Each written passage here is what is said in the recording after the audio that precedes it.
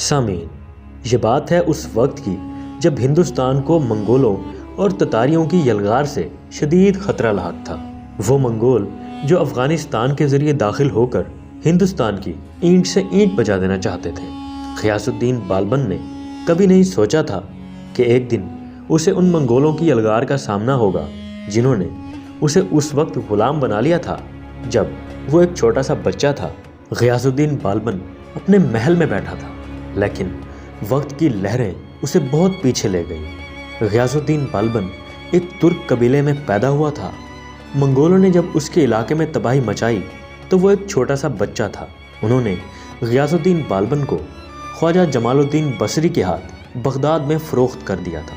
وہ مختلف ہاتھوں میں فروخت ہوتا ہوا ہندوستان کے اس وقت کے بادشاہ التمش کے دربار میں لایا گیا، جسے اس بچے میں کچھ غیر معمولی صلاحیتیں نظر آئیں اور اس نے اس بچے کو خرید لیا۔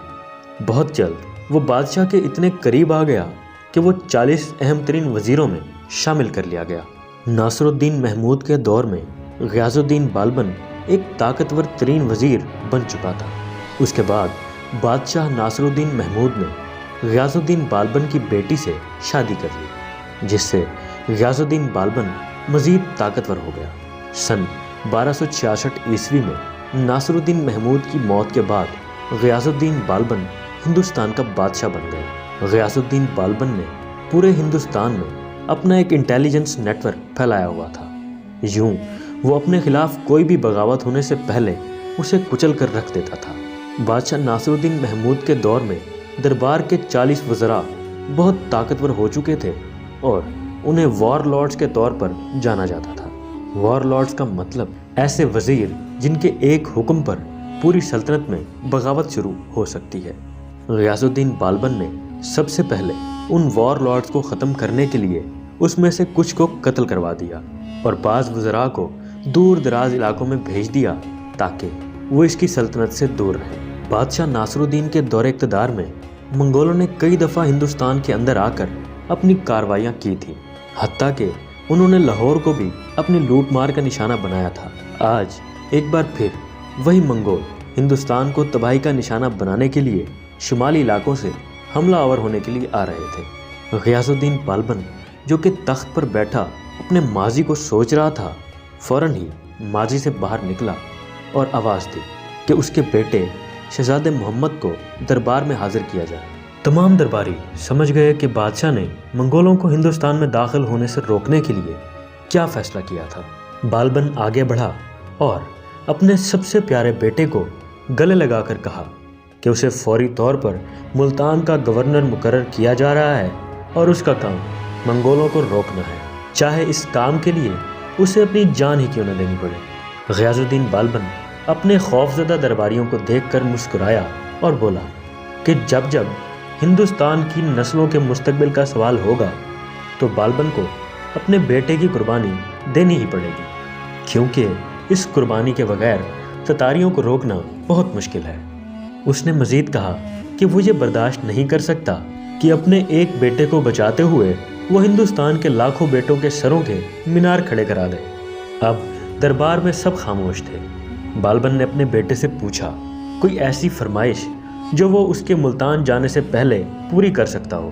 شہزادہ محمد نے باپ کے سامنے سر جھکایا اور بولا کہ وہ مشہور شاعر امیر خسرو کو اپنے ساتھ ملتان لے جانا چاہتا ہے، کیونکہ شہزادہ محمد اپنے باپ کے برعکس شعر و شاعری اور ادب کا بہت دل دادا تھا۔ ملتان کے سرائکی علاقوں کی صدیوں پر پھیلی مٹھاس، مروت اور پیار نے شہزادے محمد کو اپنا گرویدہ بنا لیا۔ اسی دوران غیاث الدین بالبن کے حکم پر دریائے سندھ اور دلی کے درمیان نئے قلعے تعمیر کیے گئے اور پرانوں کی مرمت کا کام بھی کیا گیا تاکہ منگولوں کو ہندوستان میں داخل ہونے سے روکا جائے۔ فوج کے بہترین دستوں کو ہندوستان کی شمالی سرحد پر تعینات کیا گیا اور آخرکار وہی کچھ ہوا جس کا خطرہ تھا۔ شہزادے محمد کو اپنے ملتان کے دربار میں خبر ملی کہ منگول آج کے موجودہ صوبہ خیبر پختونخوا کے علاقوں میں داخل ہو گئے ہیں۔ شہزادہ محمد اپنے ملتان کے بہادر فوجیوں کے ساتھ وہاں سے نکلا اور منگولوں کے سامنے جا کھڑا ہوا۔ کچھ دن جنگ ہوتی رہی اور شہزادہ محمد اپنے فوجیوں کے شانہ بشانہ لڑتا رہا۔ اس جنگ میں وہ شدید زخمی بھی ہوا، لیکن اسے اپنے باپ کی عزت کا بہت خیال تھا، لہٰذا جب تک منگولوں کو شکست نہیں ہوئی وہ اپنے گھوڑے پر سوار ہو کر اپنے فوجیوں کی ہمت بڑھاتا رہا۔ آخر کار وہ اپنے زخموں کی تاب نہ لاتے ہوئے گر کر بے ہوش ہو گیا، لیکن جب وہ اپنے خیمے میں آخری سانسیں لے رہا تھا تو اسے یہ خبر دی گئی کہ منگولوں کو شکست ہو گئی ہے۔ شہزادہ محمد مسکرایا اور ہمیشہ کے لیے خاموش ہو گیا۔ جب یہ خبر غیاث الدین بالبن تک پہنچی تو وہ اس صدمے سے باہر نہ نکل سکا، کیونکہ شہزادہ محمد اس کا سب سے زیادہ لاڈلا بیٹا تھا۔ اس نے اپنے بیٹے کی قربانی دے کر تتاریوں کو ہندوستان کے لوگوں کی کھوپڑیوں کے مینار تعمیر کرنے سے روک لیا۔ امیر خسرو نے اپنے شہزادے محمد کی بہادری پر بہت شعر و شاعری کی۔ سرائکی علاقوں میں آج بھی ان کی لوک داستانوں میں شہزادہ محمد ایک ہیرو سمجھا جاتا ہے، جس نے اپنی جان کی قربانی دے کر سرائکی علاقوں کو منگولوں سے بچا لیا۔ شہزادہ محمد نے اپنی جان دے کر ہندوستان کو تو بچا لیا تھا، لیکن غیاث الدین بالبن کی جان اپنے اسی بیٹے میں بسی تھی، اسی لیے وہ اپنے اسی بیٹے کے غم میں کچھ ہی دنوں بعد فوت ہو گیا۔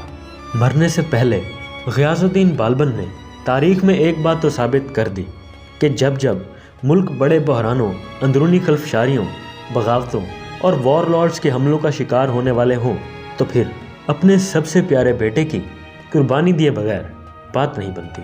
غیاث الدین بالبن اور شہزادے محمد کی یہ کہانی تو ختم ہو گئی، لیکن آج 800 سال بعد پھر سے وہی خطہ ایک بار تباہی اور بربادی کا شکار ہو رہا ہے۔ ہر طرف مذہب کے نام پر نئے نئے وار لارڈز پیدا ہو چکے ہیں۔ دکھ اس بات کا ہے کہ آج ہمارے ہاں بالبن جیسا ایک حکمران بھی نہیں ہے جو اپنے بچوں کو مغربی یونیورسٹیوں میں پڑھانے کی بجائے محاذ جنگ پر بھیج کر پاکستان کو بچا سکے۔